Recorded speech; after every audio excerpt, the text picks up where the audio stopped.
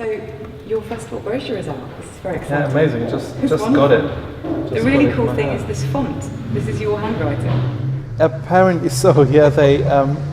Well, that was fun though, because when we met the designers, I had taken it upon myself to give them a little draft of ideas and a possible poster design even.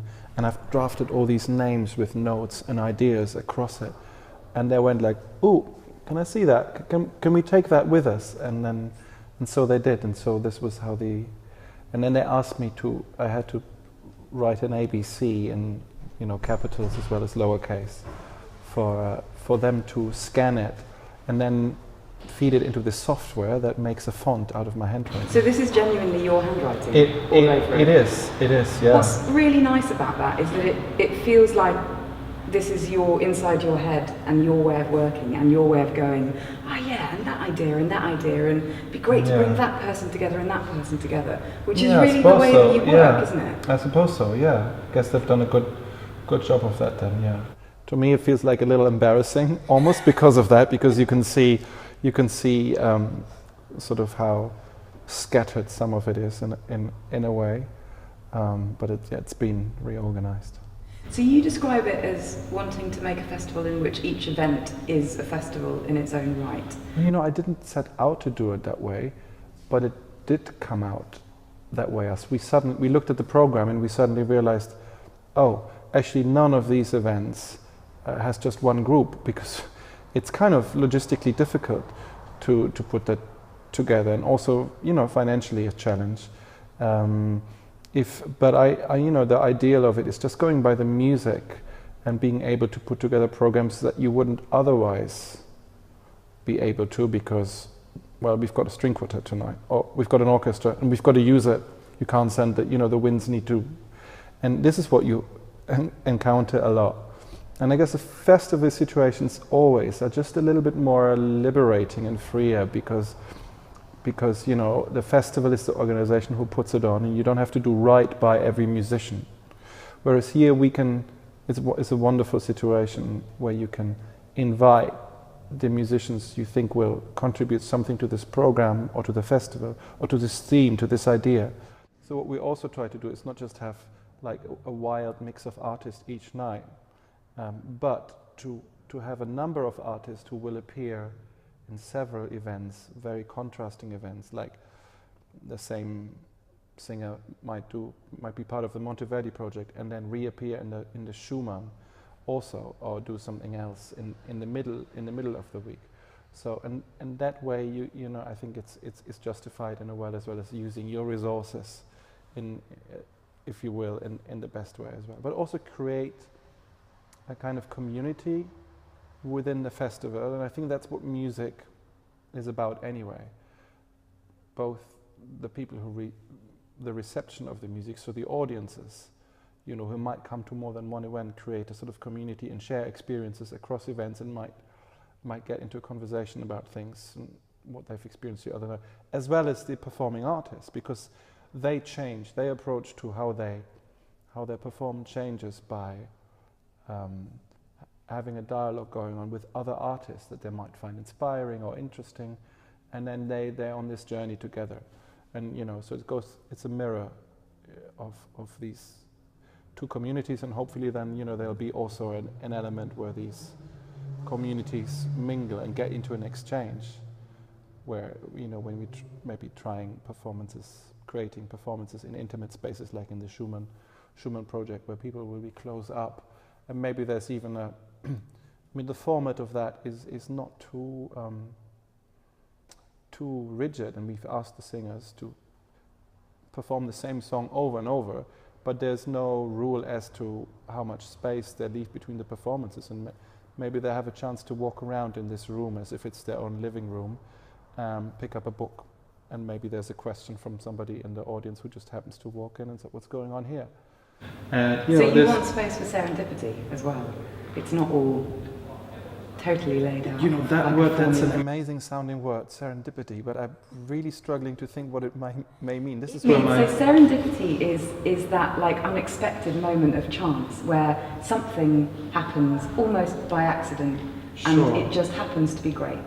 Yeah, Absolutely, exactly. And that may, the Schumann Project is set up like that. We don't really know what's going to happen, and we don't know what the interpretations will be like. But also, if we have a sort of more of a programming structure where you have piece after piece after piece, but it's interesting what happens between the pieces, and we'll maybe have a collage-like situation where a Monteverde piece finishes and a contemporary piece starts, and one piece maybe in reimagination of the other one.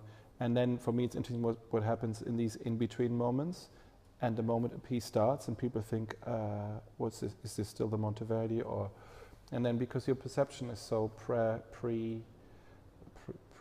in a way prejudiced, preset for hearing another movement of Monteverde, and then it may be something else.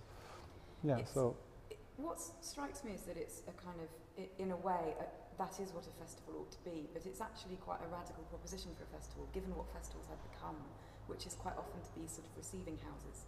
So a festival will be programmed by somebody who says, great, we'll have that group who are currently doing that project on tour and we'll put it on at our festival. So the festival becomes about curating a particular series of existing events. But you're creating events, every event that's in here is unique. That's right. They're not happening anywhere else. Yeah, and also this program wouldn't exist if these groups wouldn't have come together in this way. And in some cases they're like existing pieces, or somebody I might have heard perform this particular piece somewhere else. But then I said, well, that really fits into this context. Can we try and encourage this person to come and perform this piece as part of this particular program, like this hyperchromatic counterpoint, which I sort of picked up this idea basically in Finland, where this amazing accordionist, who's also a composer, Veijo Kujala, has composed a piece called Hyperchromatic Counterpoint, which happens to refer to both the Bach Art of the Fugue and the electric counterpoint by Steve Reich. And then I thought, well, obviously we have to do a program where these three pieces are presented in conjunction, and it has three different soloists. So talk me through a couple of the major projects. We begin with House of Monteverde. Mm-hmm. What was the idea behind this? Obviously it's Monteverde's 450th anniversary this year. Exactly, but this, we're in December now or then, and so a lot of people and groups will have celebrated Monteverde by putting on fantastic performances of his works, and we were thinking, well, Spitalfields has a strong tradition in this kind of repertoire, the early Baroque and Renaissance repertoire. So we would also like to mark this anniversary, but what can we add? What can we add to it? And maybe then we focused in onto the 8th book of madrigals, because it's a wonderful collection. These are the madrigals of love and war. Exactly, a wonderful collection of pieces, maybe not actually performed that often, but recognized as some of his absolute masterworks, and in containing some of the hits like the Lamento della Ninfa, which of course we're going to do. But I love the conceptualism of this, that he put together a group of pieces, some of which existed like 20 years, he wrote 20 years before, but he put them together into a theme. Yeah, and he chose, it's a very modern concept to say. You're saying it's a concept album? Exactly. Well, but this is what the idea of we come back to this idea of what a festival is. Yet different pieces chosen from different periods with different lineups and all that, but he put it in one book, because he feels these pieces sort of belong together or make up a complete picture.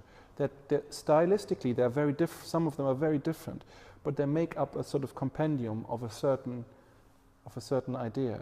So and they complement each other as well. What's actually going to happen with this? Now this is the thing. So we have the group, wonderful group La Nuova Musica, directed by David Bates, who will, of course, they stand for wonderful, energetic, and original performances of these pieces, which we wanted to have. So we're highlighting about 4 or 5 of the main works from the 8th book of Madrigal, but we put them together or intersperse them with modern works, which are either directly inspired by Monteverde or his contemporaries, or we specially commissioned a sort of reimagining of another of the madrigals from the eighth book, or basically commission new work by a young composer for similar forces, and just telling her or him that these pieces are going to be performed in this context, and see what that may do to them. And then we have a choir Erebus ensemble which will perform fairly new works by both Anna Thorvaldsdottir, who's our featured composer, at Genua, which is basically it was originally commissioned as part of a project called Seven Responses, where Anna was asked to write a piece in response to actually a cantata by Buxtehude, who was born just a year before Monteverde put out this eighth book of madrigals. So a similar kind of project for similar forces. But also wonderful thing is then Erebus will lend some of their singers to La Nuova Musica to perform some of the original Monteverde. And we have the Hermes Experiment, a wonderful young dynamic contemporary group who will put their own slant on one of the madrigals, but also have commissioned Josephine Stevenson to write a new piece for their forces, which of course involve the voice and words, so based on literary texts, just as Monteverde has done. And so, I mean, that's what we're basically doing here is what I think it was Galileo's father who wrote this famous pamphlet where he demanded the dialogue of old and new in music, and which is something that happened in Monteverde's oeuvre, itself, and which is also something we're exactly trying with this Monteverde marathon, that we have a sort of 21st century dialogue between these wonderful works of Monteverde and works written today, and by young composers who may respond to these works in certain ways. The other kind of, I suppose, major classical work that you're reimagining is Schumann's song cycle Dichterliebe. Right at the end of the festival you have Schumann Street, so from Monteverde House to Schumann Street. Why did you pick Dichterliebe? Well, there is an element where, again, first of all, I got to Schumann because we're thinking of classical composers who became masters of expressing in song form, and with the words, and often very, very simple ways, like simplifying certain elements of the music, like the accompaniment, which Monteverde did, to put more emphasis and empathy on the words. And Schumann, in my opinion, and especially in Dichterliebe, he was a master of that too, just with one line. This piano accompaniment can be so simple, or the song is less than a minute long, achieving this, just the emotion to really capture a certain emotion or a certain status of a soul, of a heart, in love or terribly broken, with a terribly broken heart, which of course Monteverde was also amazing at. And so for me there's a very strong connection between these two masters. And does that quality in the songs lend them particularly for reimagining? Absolutely, because first of all, because they're there's a certain sparseness about them in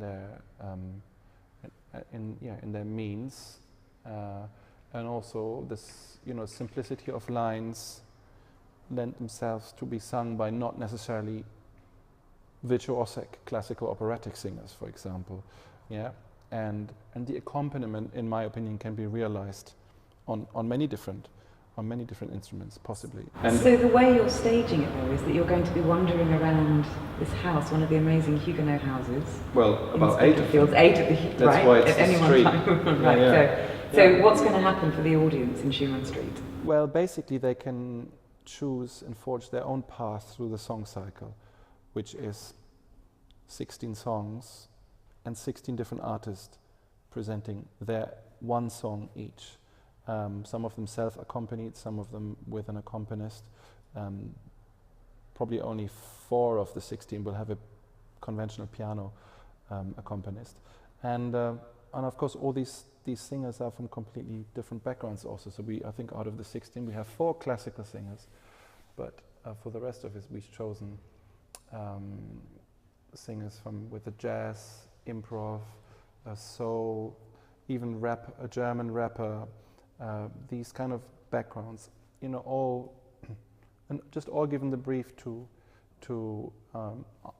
just perform these songs, not even encourage them to wildly remake them or reimagine them, but some of them will want to, and I also encourage them to sing them in their own language, or even to create a new text, a new lyrics that portray the essence of the original song, but not necessarily having to do a word-by-word translation, which often is a difficult thing, and you get much closer to the heart of a song by maybe doing it in your own words. So I wanted to allow that freedom to happen. So we'll get also very different approaches, I think, to how to go about representing these songs. And a promenade performance, effectively, in domestic interiors is really different to your classical concert. Yeah, I mean, and I guess Why that? It becomes this hybrid of like an art installation, but also a house concert, a concert of house music, which is very much how these pieces, that was the breeding ground for these pieces, to be performed in private living rooms, which we're going to have 16 of, basically. And then walk about concerts, but also folk concerts, classical recitals, these kind of different also presentation forms. And it's sort of liberating maybe for the audience as well. I mean, if you compare that piece what maybe normally performed in Wigmore Hall, which of course is a fantastic space to really enjoy these song cycles and songs and chamber music. But this allows people to decide for themselves how and where and how much of them they want to hear. How they maybe want to remain with one song. I mean, somebody might come in and not get any further than song number 3 because you may be completely entranced by that song, and then you see the performer performing the song over and over, and maybe something might change in the end. This may be endlessly fascinating. Then you just have to come back next time and start with song 4. So yeah, there's a certain, it sort of challenges the audience, but also gives you the opportunity just to choose how you want to receive what we can offer. I'm curious about why it is that you're always really interested in the sort of, not so much the fringes, but the kind of boundary edges. I mean, you've grown up in the classical world. You're a conductor and a violinist, and you know that repertoire and you love that repertoire, and you also know and love that way of presenting concerts in a concert hall in quite a kind of traditional way.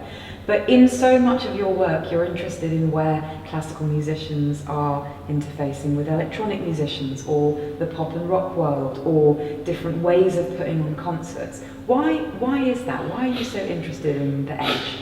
I don't know. I mean, I think I'm just, whenever I've worked with non-classical musicians, I always got something out of that, an inspiration that was really, really different from whenever I worked with classical musicians. And not just musically speaking, but also from their kind of dedication and their sensitivity and openness and willingness to take risks. And maybe this is sometimes what I miss in the classical music world, and I definitely see that these musicians are more open towards taking a challenge on like that, like performing or even just listening to a classical piece of music, than it would be the other way around. And then I may hear a sound or a tone in their voice or in the way they play their ukulele even, that is really touching and hits a different nerve than the somewhat schooled, well, naturally, and by definition, schooled sound of a classical concert pianist or a classically trained opera singer. They've all gone sort of through the same kind of school, even though of course there are vast difference between Russian and what have you, schools of teaching the piano and so on, but they're all most of them playing on a Steinway to start with. That kind of thing, you know what I'm saying? I'm very, very generalized. But, and some people, just as I say, see play on a ukulele or on a guitar, and they're such a personal note, the sound they get. And sometimes just one note can inspire me, personally, as a conductor, for example, to think of the sound of a violin section in a different way, or the soul of it. It's all about that. It's kind of, you hear it different. And I guess in a way classic performance is much more standardized than any kind of folk or pop or rock or electronic performances. I mean, even now things are opening up within those worlds, and lots of different hybrid genres and collaboration are happening. It's a much more vivid scene than the classical scene, let's be honest. And I just get inspiration for that, and I'm just asking myself, in which way can we learn from it? Our practice as a classical musician, day to day, in the orchestral performance, in rehearsing, in approaches, and somehow, hopefully, that will seep through. So, one of the projects that you've been working on for quite a while now, your own group, Stargaze, is kind of the perfect example of the way that not only you like to work on the kind of interface between different musical genres, but also that you like to bring musicians together, people who you like, who have that certain something, and play and together. Searching, So and then collaborating. What is Stargaze, for anyone who hasn't come across it Well, before?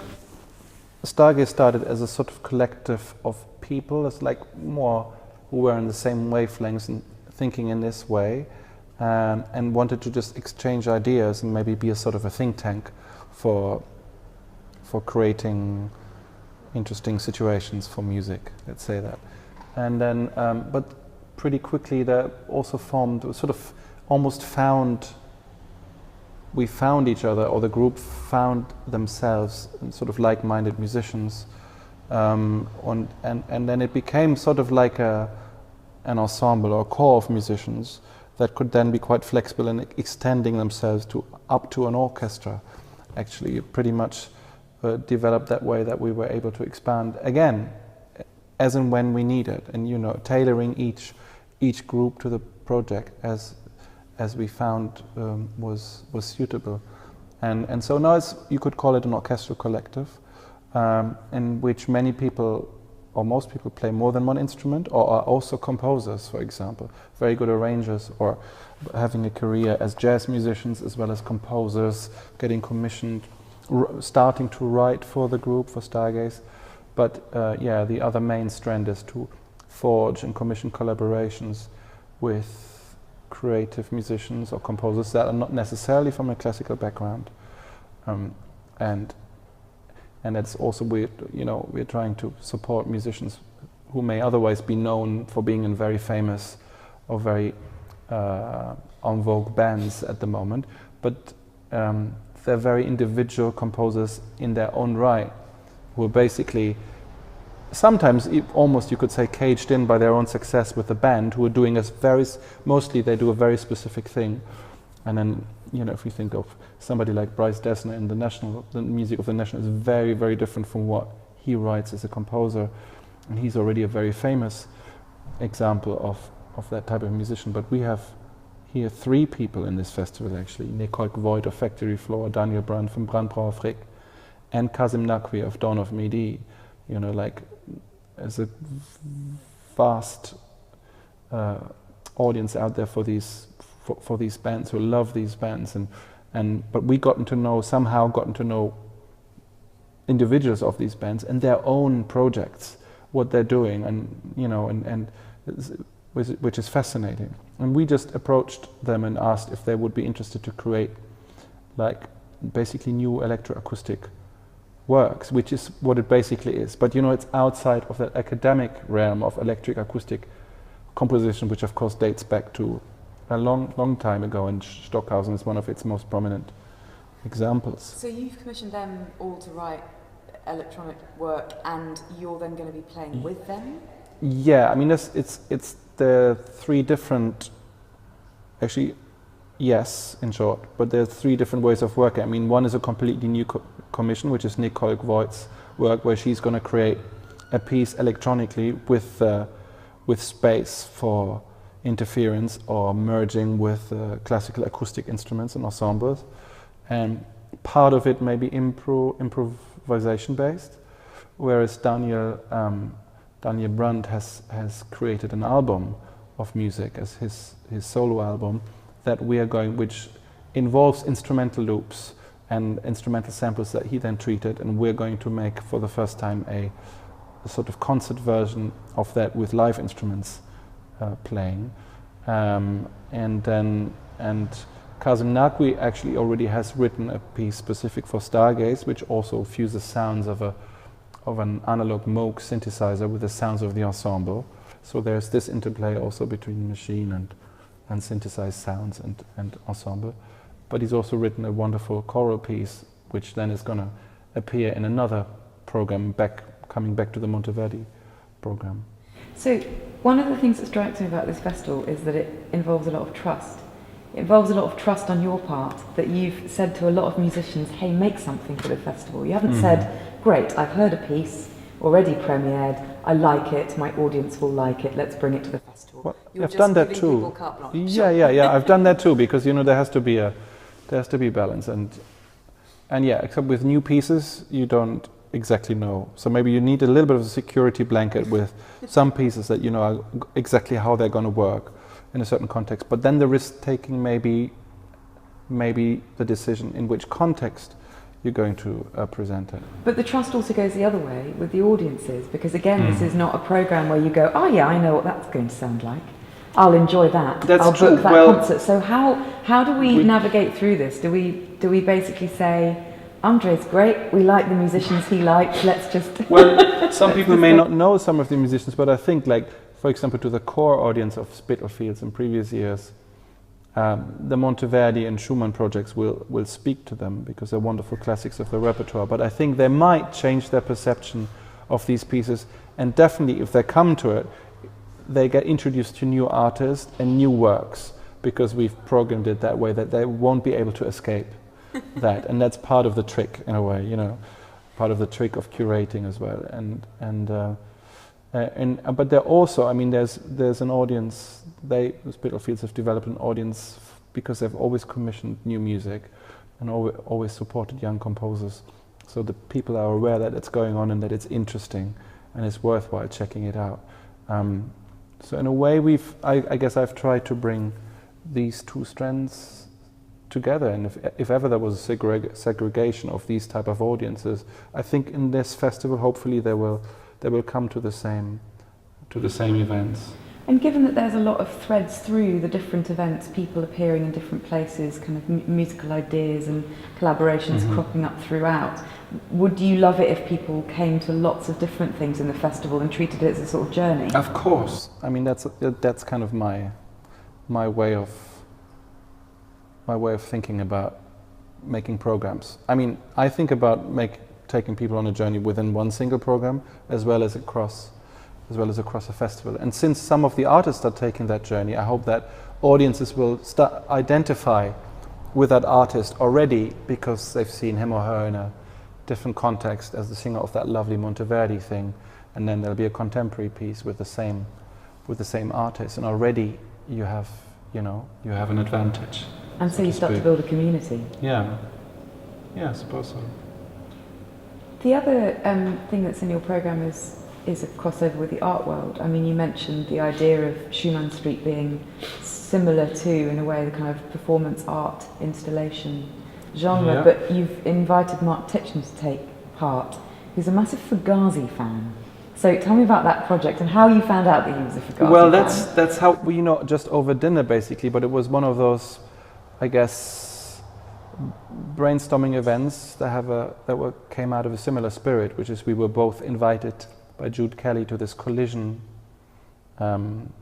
project that the South Bank has, where they invite all kinds of different artists from different practices to invite another artist and just have a week where they may workshop ideas. But it's not just these pairs of artists coming together, but everyone else always comes together for breakfast and dinner. So I didn't choose Mark. I didn't know him before. We were both artists that were able to choose other people. But we met over dinner, and it struck me that he was very much into his music, and we somehow got talking about Fugazi, and I'm a massive fan also, and I mean, this is really difficult to explain, but there was another case where there are elements to the heritage of this band that are partly political, partly to do with the ethos of the relationship between audience and artist, to not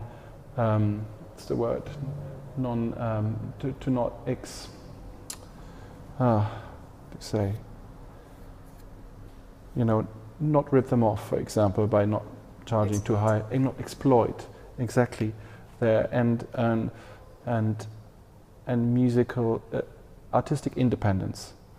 And Mark and I very much agreed on certain aspects of that, but I mean, apart from that, I find Fugazi as musically endlessly fascinating, and also how they interacted with their audiences in concerts, and I saw this documentary film about the band called Instrument, which very much inspired me just as a human being, but also as a musician, being in this position, having to be a communicator and having people listening to you.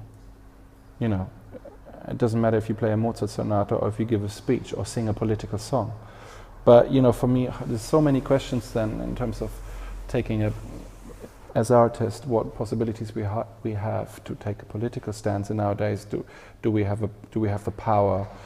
Do we use this power? Should we not even go there? Should we just let the art speak for itself, and so on? And so obviously these are politically quite complex times and moving times, and I think we're all having to ask ourselves how we deal with this, and what role art plays in our life that can contribute to this discourse, and that can strengthen us in taking certain stances. And I think in rock music that's been much more, it's been much more done. You know, there's this whole genres of protest songs or people playing these charity concerts for good causes, and Fugazi did so very famously. And they took stances especially against the Iraq War, the second Iraq War, and played a concert in front of the White House with this banner out, "There will be two wars." And then when we talked about this, there was a Monteverde, Love and War, Fugazi, song form, personal expression. And then I always, I started asking questions, should we make this part of the festival, starting also discussion in talks, what roles, how is it for classical music, who always feel themselves, very much in this, not the ivory tower, but the art form is so pure, we're disconnected from that. And this discussion sometimes comes up, it's been coming up actually recently, it's come up with Gergiev and his role, his sort of, what's his relationship with Putin, and should we even be discussing about this, or should we allow them to say, well, we're just musicians, we're not political. Is that okay? Or I've had it was recently in Germany, Alban Ger in the after Trump's election.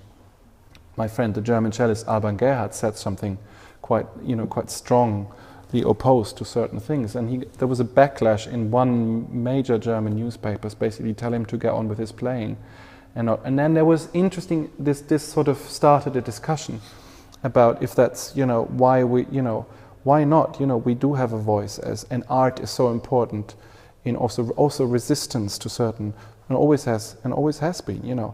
Why then is it okay for the same writer to write about Shostakovich symphonies being such great artworks in the face of resistance of Stalin and in his time, and then why nowadays is a musician cut down when he wants to, or boycott something?